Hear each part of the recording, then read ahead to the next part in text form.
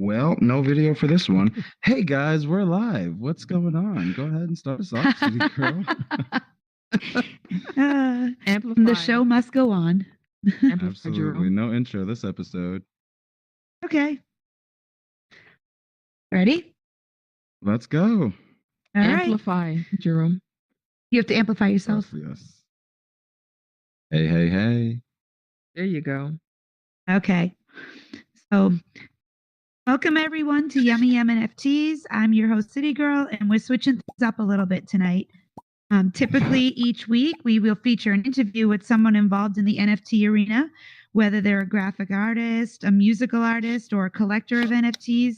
They're usually very well versed in the process of creating, minting, selling, and buying NFTs. For those of you who come and watch our shows, we realize that many of you are new to the terminology that you may be hearing, and we thought it might be beneficial to have an episode dedicated to educating you on the basics of NFTs. So today, our executive producer, Token Gamer, also known as Jerome, is going to answer some questions for us and talk about the foundation of NFTs in the cryptocurrency world. So, thanks for having me, guys.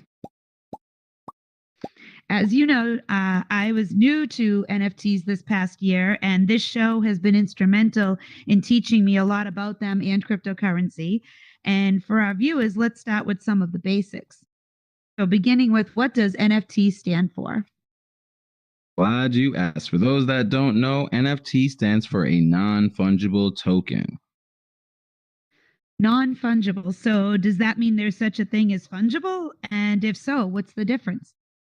Yes, there is a difference between fungible and non-fungible. Non-fungible meaning something that is not similar to the others, and fungible, everything's kind of the same. So if I give you a dollar bill, your dollar is just as fungible as my dollar.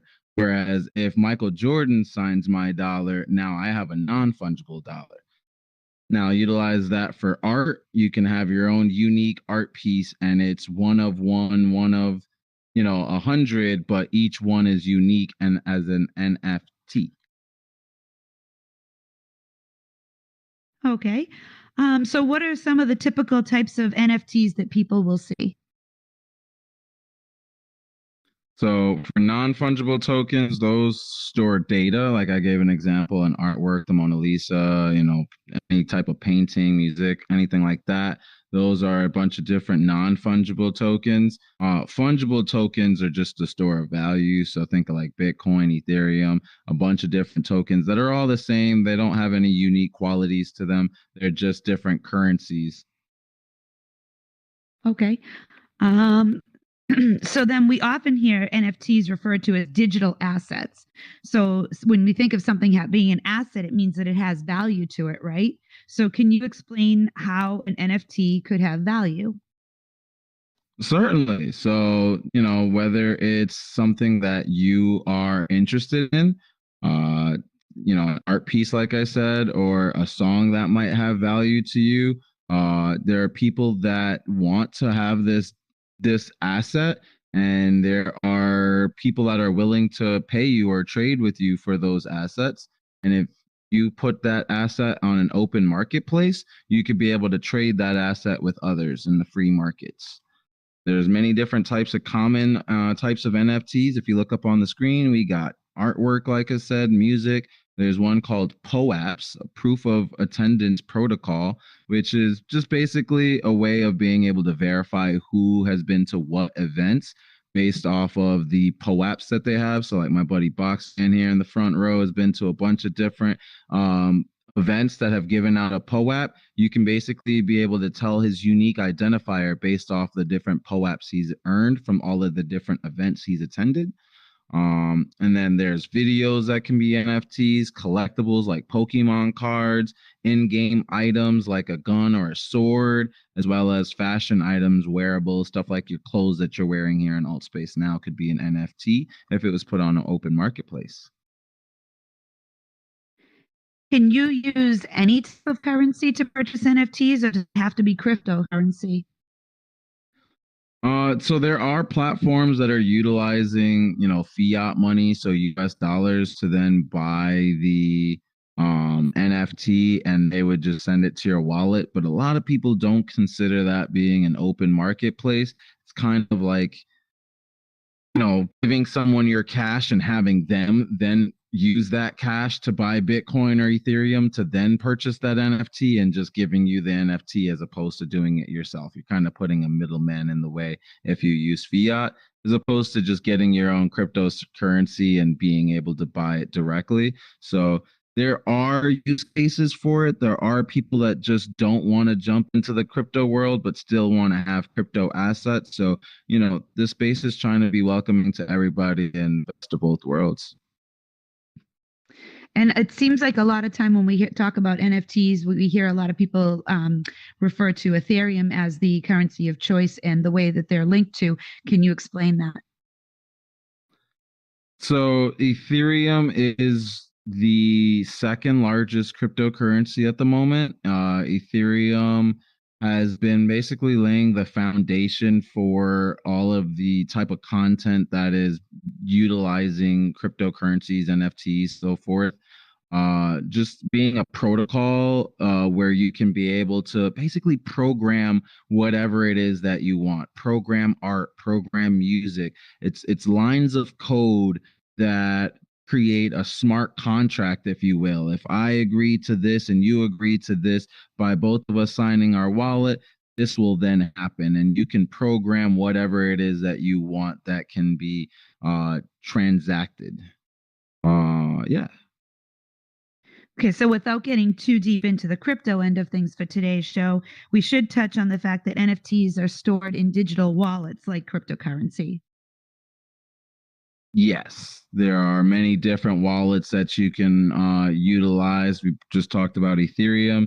There's the most used Ethereum wallet right now is MetaMask, but MetaMask isn't just for Ethereum. You can use it for plenty of other cryptocurrencies. There's many other wallets that I could probably name, Trust Wallet, so forth. There's so many of them that are out there. It's really up to you to choose which wallet that you want to utilize and which ones utilize that are have access to the tokens that you want. And a lot of these wallets are trying to up on one another by creating cool features like having a swap functionality right in MetaMask was a recent Uniswap, which we'll talk a bit about later on. You could be able to just swap another token, let's say Engine, right inside the wallet without needing to go to a store anymore. The store is just built into the wallet now, kind of making an all-in-one hub through your wallet. Okay. So let's talk about how an NFT is actually created. Are there certain programs that people use to create the digital artwork, certain softwares? Yeah, so there's plenty of different ways that you can create a NFT and not just create it, but purchase it or sell an NFT. Welcome. Got more people loading in. Thanks for joining us, you guys. Talking about NFTs here, and you just jumped in at the right time. We're talking about how can you create and purchase and sell NFTs. So, like we were talking about just now, you can utilize Ethereum, go to a marketplace, let's say OpenSea, and upload one of your art pieces. A lot of people utilize graphic programs like Blender, Gravity Sketch, Tilt Brush, Adobe. There's so many different applications. I've even seen people paint. If I'm not mistaken, there's an NFT platform that's called Rock. It's literally somebody just went on Microsoft Paint, drew a rock, and sold it as an NFT, and it's selling for thousands of dollars for some reason. It's a speculative out there, guys. But yeah, you can be able to utilize OpenSea, Nifty Gateway. There's many different marketplaces, Rareable, Super Rare. I could just keep naming them. There's so many of them that are out there where you can put up your artwork and broadcast to a open market of investors and collectors. So with regards to these marketplaces, some of the things that are different between them is, some might have higher gas fees. Can you explain gas fees? Absolutely. So with OpenSea, which I was just talking about, check out OpenSea.io. They are probably the most used because they bundle all your NFTs under one purchase. So they have a program where you can just pay one time, and all of your NFTs that you made after that are all bundled underneath that one transaction, essentially. So you can continue to create NFTs and not need to pay more. Some platforms will charge you each time you try to create NFTs. You don't have to go through Ethereum, which most of them will utilize. If you're checking out OpenSea and Super Rare and Rarible, those will utilize Ethereum, which, because Ethereum has so many people on it, so many transactions are being done with Ethereum, the cost to transact with Ethereum has gone up over time. I remember when gas fees on Ethereum were less than pennies, and it was better to do a transaction with Ethereum than Bitcoin because it was cheaper at that time when there wasn't that many people using Ethereum. But now that there's literally millions of people utilizing Ethereum on a daily basis, gas fees have increased ridiculously from less than pennies to now I've seen it as high as what, $500-600 recently for gas fees. It's just the fee to transact on the network. Now there are other networks that are out there that are built to be scalable and keep their prices at a minimal cost. Check out Wax, check out Near, check out, Ghost Protocol. There's so many other ones that are out there now that are and Solana, that are creating ways for you to be able to process transactions without the fee going up and up and up every time more people get on it. And is there a difference in the way that artwork NFTs work and music NFTs, or are they pretty similar in how the gas fees and the uploading and buying and selling, do they all kind of work similarly, just different mediums? All different, all the same process, just different medium. And of course, you can select, whether you want, if you're going to upload a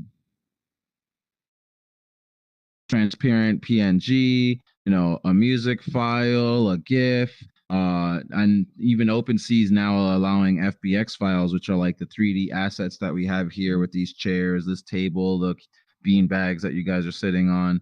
Many different file types that you can now upload and be able to sell those as different assets on their open marketplace. Okay.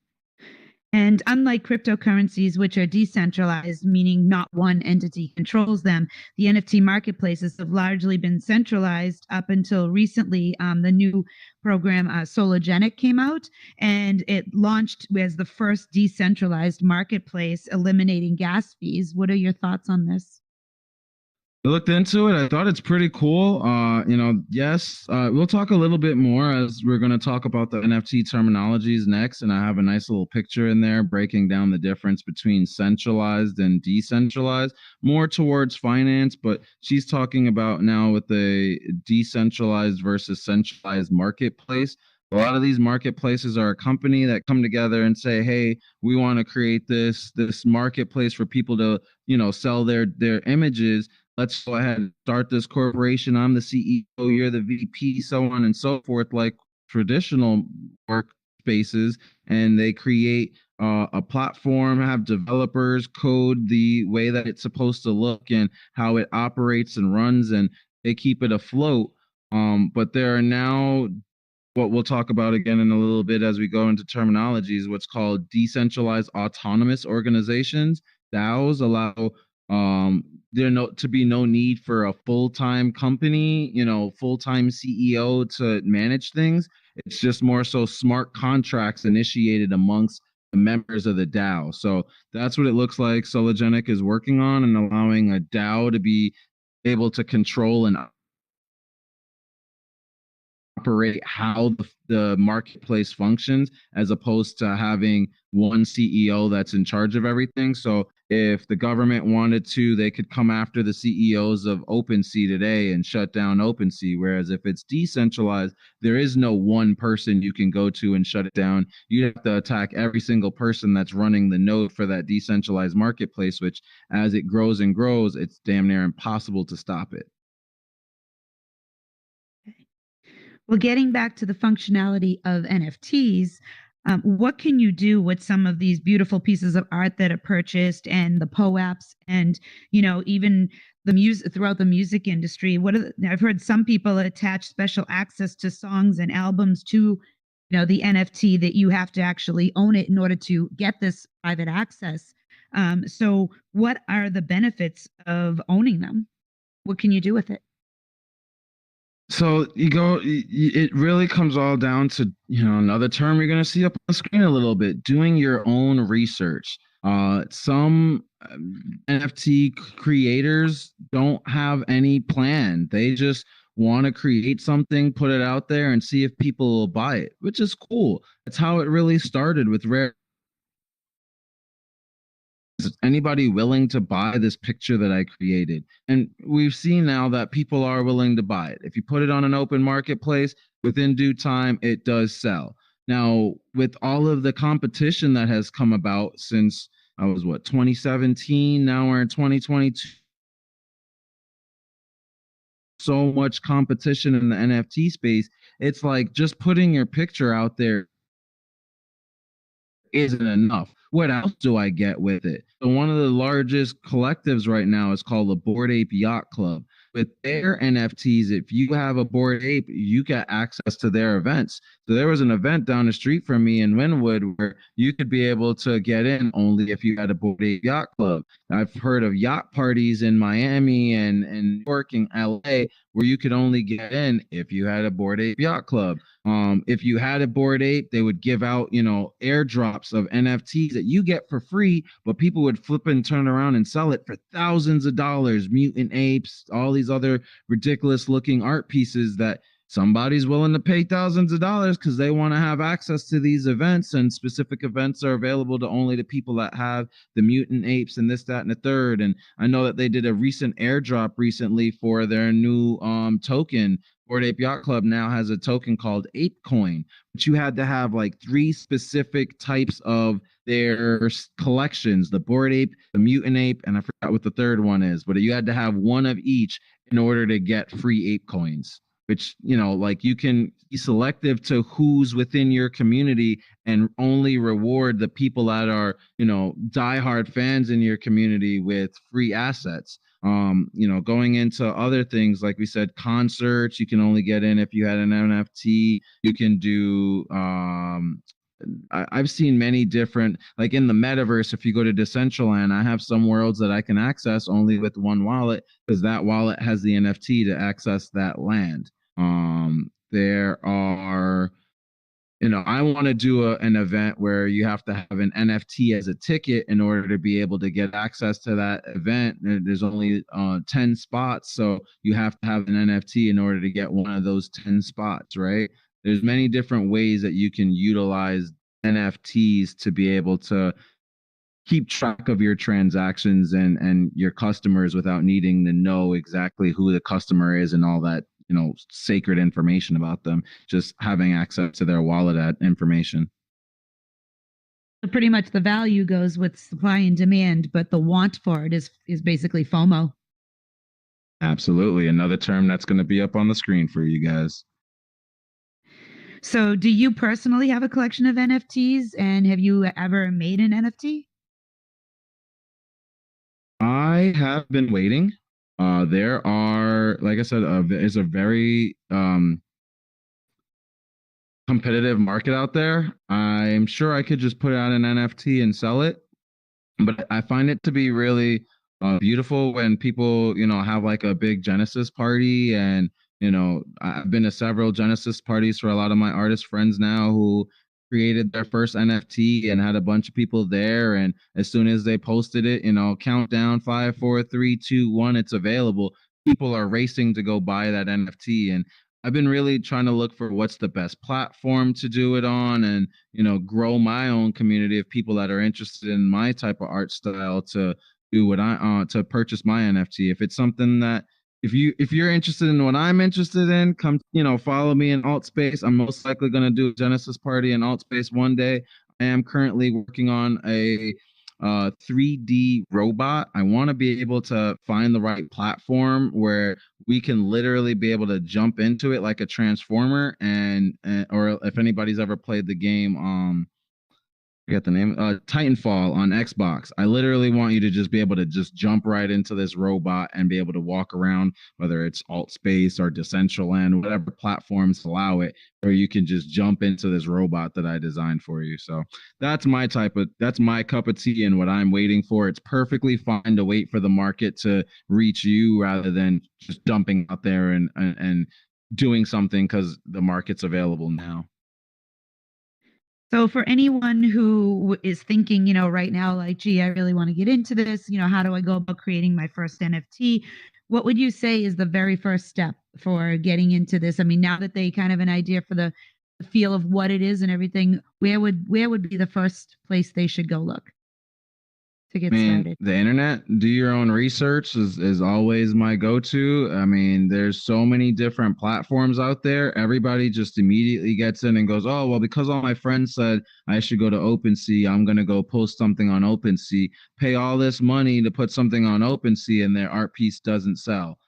Not to say that it won't in the future, it's definitely possible, but it's always also satisfactory when you sell that art piece and it immediately is purchased. There are other platforms that are out there where you can go jump onto that platform, and because you're unique, you have a specific style, you have an audience on that platform, whatever it is, you might have people that immediately buy that art piece on a brand new platform as opposed to going to OpenSea, which has been around for a while. Not that I have anything against OpenSea, I just don't like giving away money for gas fees. If I could be able to hold on to that money and pay literally pennies and be able to mint multiple NFTs, I'm all for that. So would you say for anybody who's new, like the expectation to be similar to that of an actual graphic artist in real life, like be patient, keep at it, do it for the passion, and with the understanding that it could take some time before your first piece sells, but just do it because you love what you're doing. Yeah, like I said, there's two aspects of it. Whether you want to just keep doing it from jump and just keep dropping NFTs. I know a bunch of people that dropped an NFT every single day and didn't sell until their 100th day. And I know some people that wait 100 days, gather as much community as they can, and then drop an NFT and have people purchase it on that day. There's no right or wrong answer in this space. It's really up to you doing your own research and making your own decisions. Okay. So you've kind of touched a little bit about on terminology, and just like any other industry, there's certain jargon, slang, different words that are used that you'll hear regularly with NFTs. We have a few of the common ones up here to go over on the board. Do you want to kind of give everybody your definition of these words so that they can have a better feel for them? For sure. Let's run through this, guys. I made it a little hefty. Stick with me. And if you guys have any questions, feel free to hit the raise your hand button and I will break it down some more if you don't get it. All right, so here is the whole list: Apin, Bot, Buy the Dip, DAO, DApp, DeFi, Degen, D-List, Decentralized Exchange, Diamond Hands, Do Your Own Research, FOMO, FUD, HODL, IPFS, PFP, P2E, Rect, Rug Pull, and Whales. So I will break all of those down. We'll keep coming back to the full list each time. Let's have fun with it. Again, ask any questions. Mic's open, and let's go. Ape-in. Ape-in is usually refers to people who rush into buying a new much due diligence or research. People that just see, ooh, Dogecoin, buy. Yeah, didn't do any research on what it is or why. You aped in. All right, let's go to the next one. Bot. A bot refers to the automated software that performs specific actions. Somebody that's a developer can code a bot. Bot and sells. If Bitcoin goes down, you buy. If Bitcoin goes up, you sell. You can just keep programming. It's not possible to beat the bots. The bots are always going to be faster than you. Next one, buy the dip. Means to purchase an asset after its price has dropped, which is usually considered as a bargain, as the asset is likely to bounce back and increase in value over time after short-term correction. I've seen so many coins just fall crazy, super fast, and you're like, man, it's over. And then it immediately comes right back, and it's like, damn, I should have bought the dip. I could have bought Bitcoin and it dropped to like 1,000 in a few seconds and then bounced back to 3,000. Buy the dip, guys. You see it dipping fast, buy the dip. Now, I will say, Do your own research. Don't do that for every token. Some tokens, when they fall, they ain't coming back. Put a little animation. This was a meme that went around for a while. Buy the dip I already bought, then buy it again. It keeps dipping. Buy some more, but I'm out of money. Happens. Next one, DAO, decentralized autonomous organization. I brought this one up earlier. DAOs are not governed by one single person or entity. The rules and governance of each DAO are coded into smart contracts on the blockchain and cannot be changed unless voted upon by the members of the DAO. So imagine being able to vote for the president, and because of some program, everybody could just vote for their phone. We don't got to wait every 4 years. If you don't like Biden, let's call a vote. Makes sense? So I wanted to give you guys some examples of some DAOs. So here's a bunch of different DAOs that are out there. I talked about Rarible earlier. They're an NFT platform that has a DAO platform. So you can be able to join their DAO in order to help with the operations of the marketplace itself. With some other ones I know, Avagachi. I know some of the guys on that team. It's kind of like, anybody ever played what Tamagotchi when they were a kid? It's like having a Tamagotchi with some finance assets to it. So really interesting platform. Audius is another one. They're a music NFT platform. So you can help with the management and the structure and who's on the top and stuff like that. If you join their DAO, more people that hold Audius tokens, more you get to vote and do stuff. And compounds, more DeFi focused. We'll talk about DeFi in a bit. Curve, Maker, Uniswap, those are all marketplaces. Aave, which is the token that runs Avagachi, Yearn. Sushi's another exchange. We'll talk about that in a second. So those are all different protocols at the top right. There's different operating systems. You can do some research on those. Only one I know from the operating systems is DAO Stack, which is like a DAO that helps you create DAOs. Operating system, think of like Android. It kind of just helps run the platform for you, so you don't have to have a full dev team building a DAO. You could just run on their existing DAO template. Investment DAOs, if you want to pull your money together and vote as to, hey, I believe in blockchain universe, let's go ahead invest in them. Let's put $1 million. You can be able to put up that recommendation. People could do their research, and enough people want to, they could pool their tokens together and invest into that platform. It's kind of like Kickstarter. Down at the bottom left, we got grants. People that, hey, no questions asked. Here's some money. Do something with it. Service DAOs. I know DX DAO and Metaverse DAO, and those are the only ones I know on there. All doing different services, whatever it is you want to do. You want someone to build land for you, Metaverse DAO, Party DAO. You want someone to make a party for you. Where do you want it? This, that, and the third. All can be done on Party DAO. Social DAOs, kind of like trying to be like the next Facebook, Instagram, Twitter, all the likes, but with a DAO-like structure and having people be able to vote on how it operates and runs. There's a bunch of different DAOs you could check out on there. I'll have all of these slides up in the worlds going forward, so keep coming back and you can always come check out these slides. Next, a DApp. So you guys already know about apps, applications. What about decentralized applications? I got a dope picture to show you the difference next. DApp stands for decentralized application, which is a software application that particularly runs on distributed networks. Example, blockchain, instead of a centralized server. So here's that picture. On the left, you got all of the different apps. Think about the app we're in right now. AltSpace is running in a data center by Microsoft somewhere in California. It's running to your internet service provider, whoever you pay, and then they're sending that over Wi-Fi to your phone. Whereas with dApps, right from your phone, you can create the dApp and put it out there. Someone on their internet, on wherever they're from, and paying their internet service provider, and they can pull that dApp right from the internet. No need to pull it from a server or go to Microsoft or anything like that. They could just put it out there and people can operate it. The more people that are operating it, the faster it can run, the more things it can do. So apps are looking for more and more people to be on it at all times. That way it's functioning faster and better. Next one.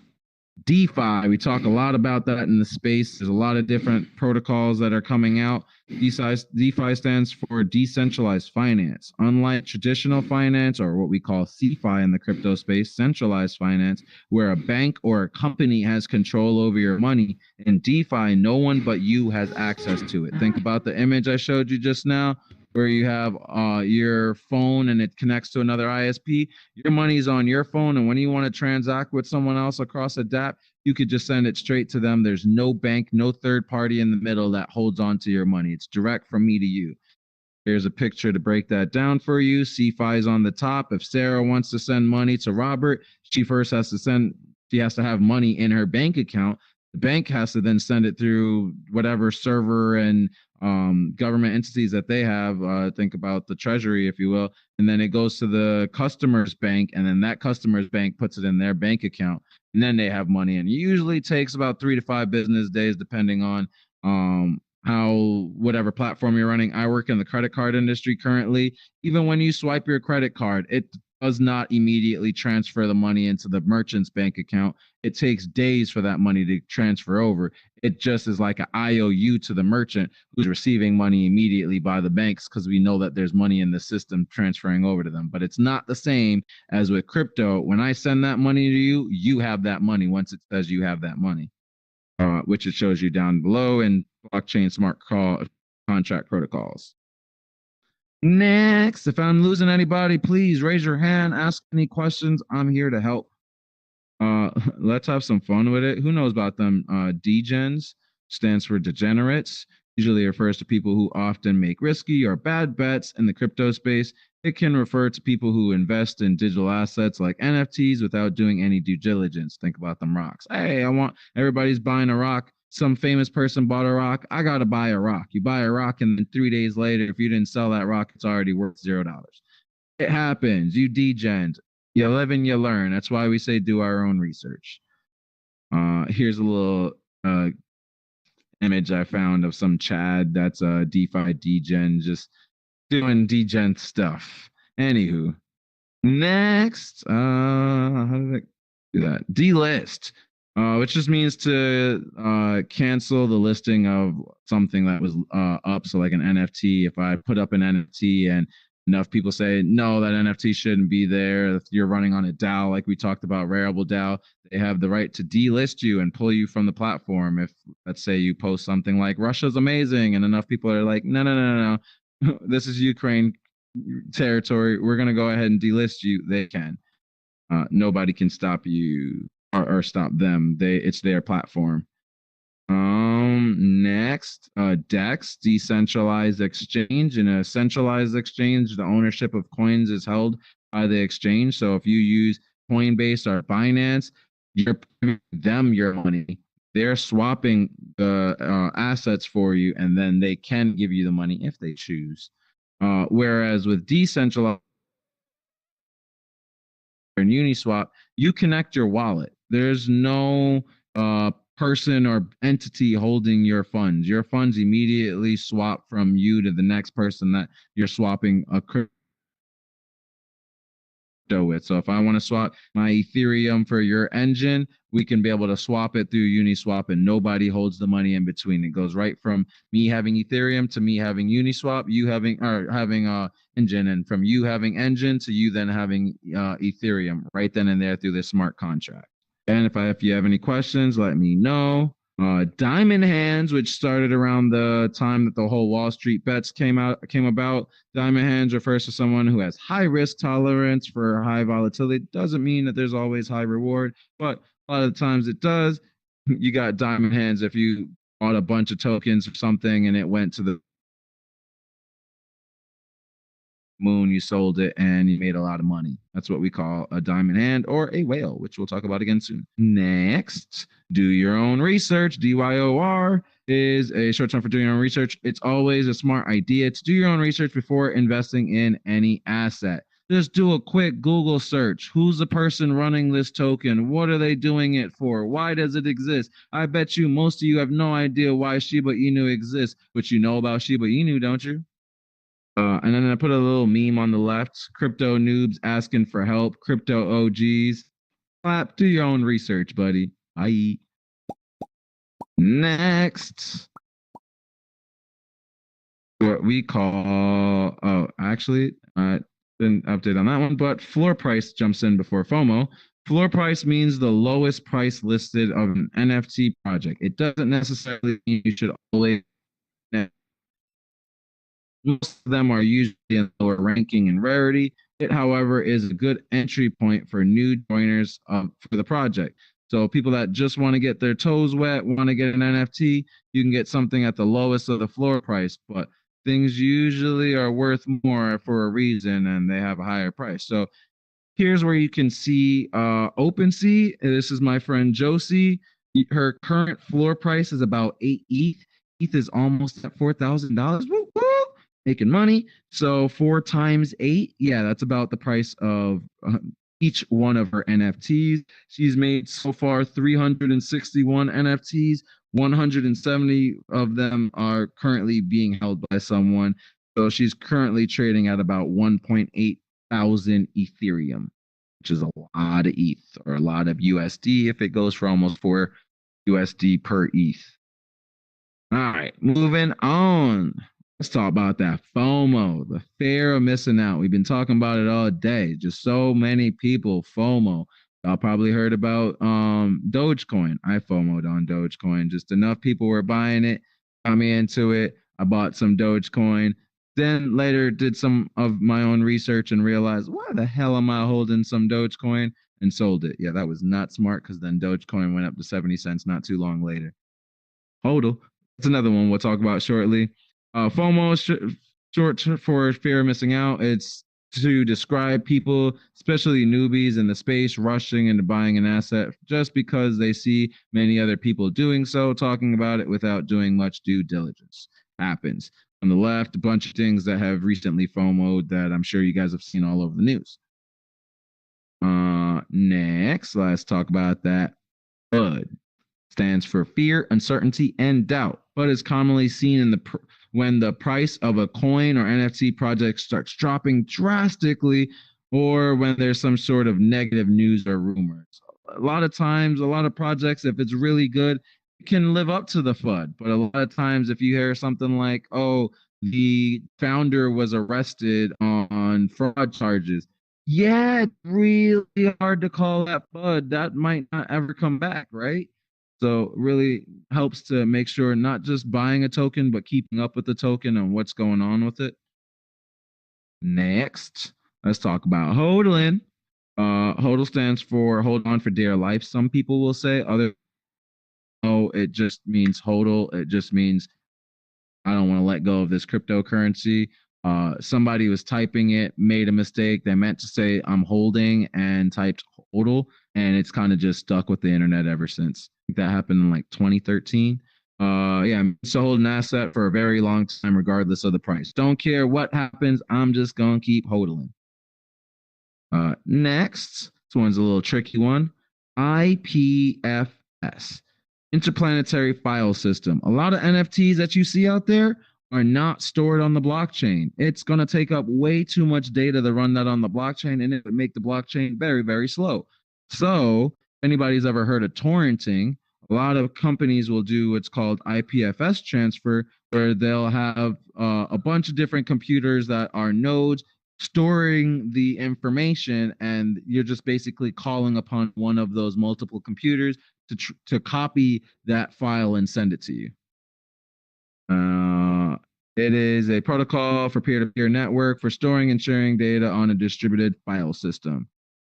It can be like one of one or one of 100. It's usually just one image, just able to create up to 100 copies of itself.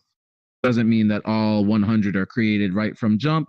Just one is created, and every time a new one is needed, it's rendered off IPFS.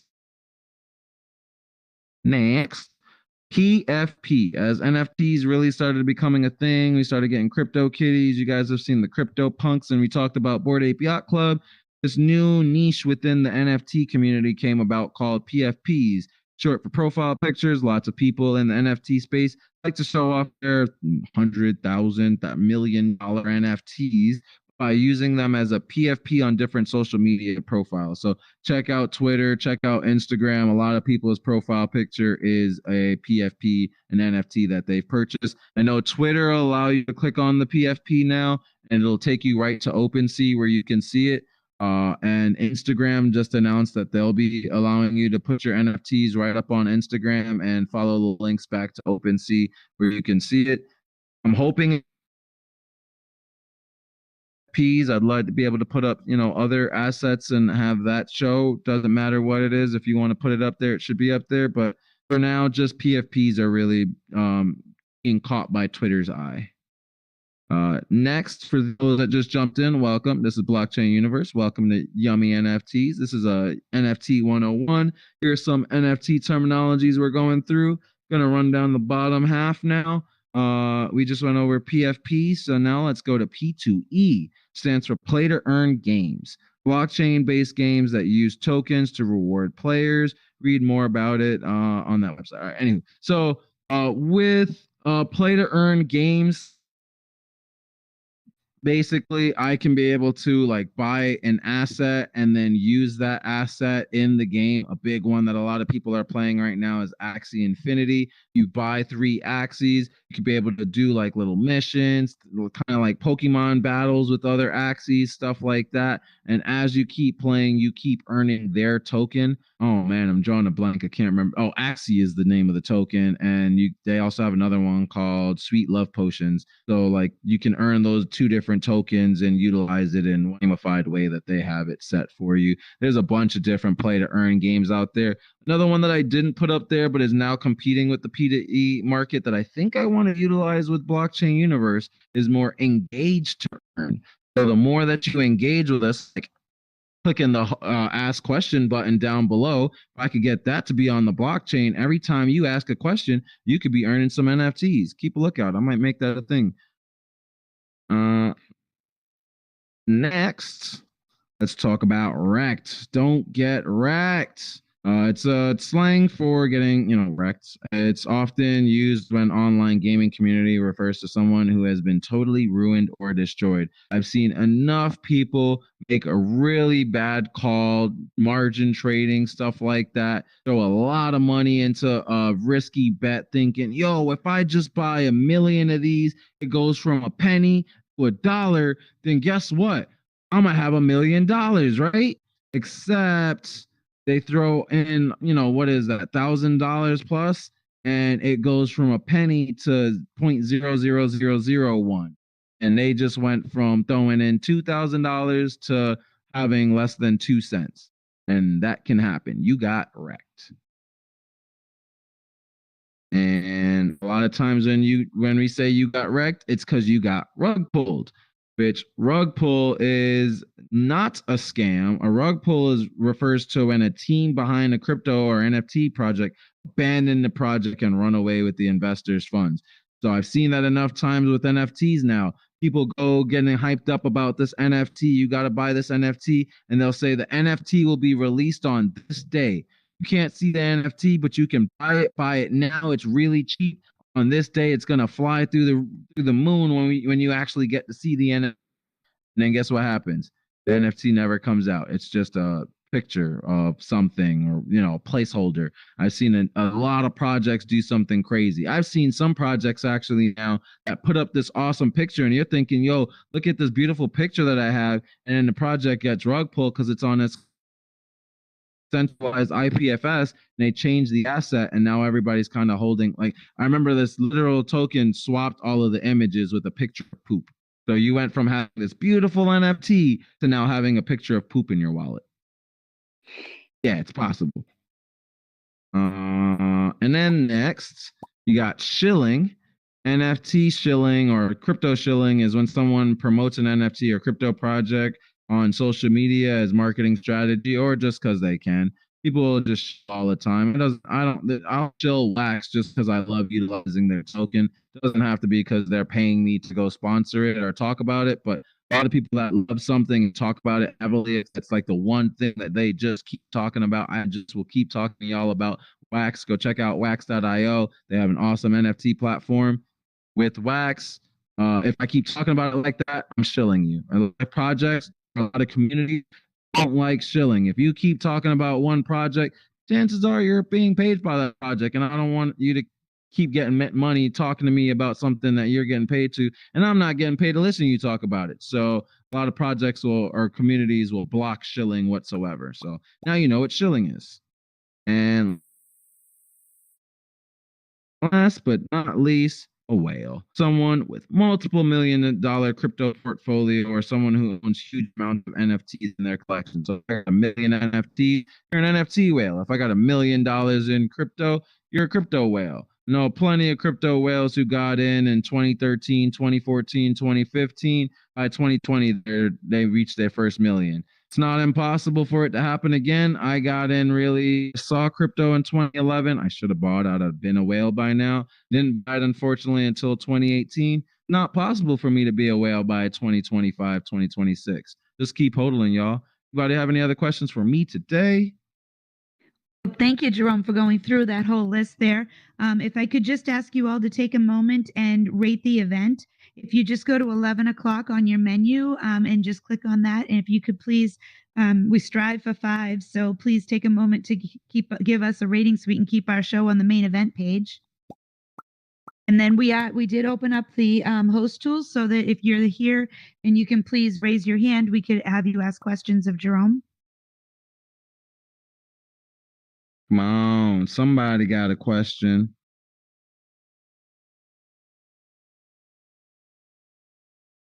Okay, we got one coming through. Let's see. Let me just give megaphone to Spaceboy. Go ahead, you're up. Can you hear me? Yes. Okay.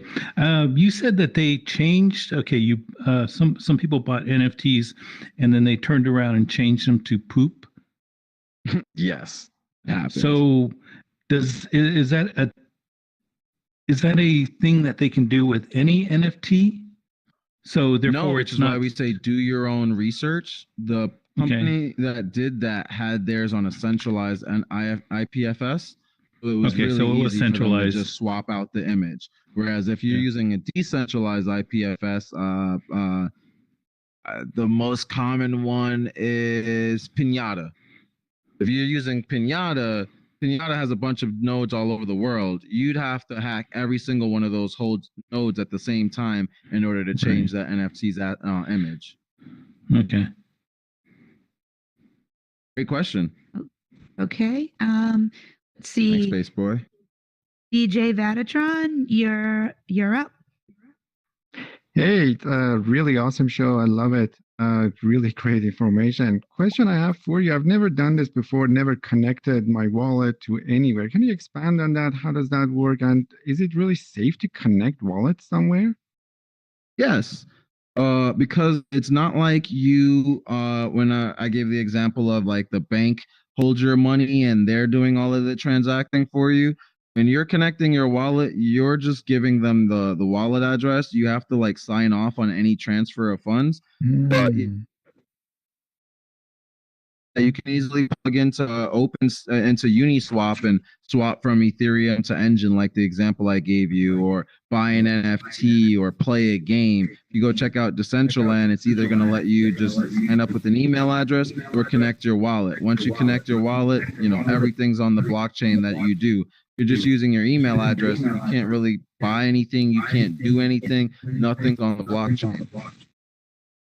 So connecting basically, you just say, hey, this is my wallet address, and let's go. That's all it is. It's not like pretty much. Really think of it like the same way your computer connects to the internet. Your IP address, you're probably aware of, but your IP address can change. Your wallet address won't. Right. Okay, cool. Very good explanation. Thank you. Glad I could help. Does anyone else have any questions?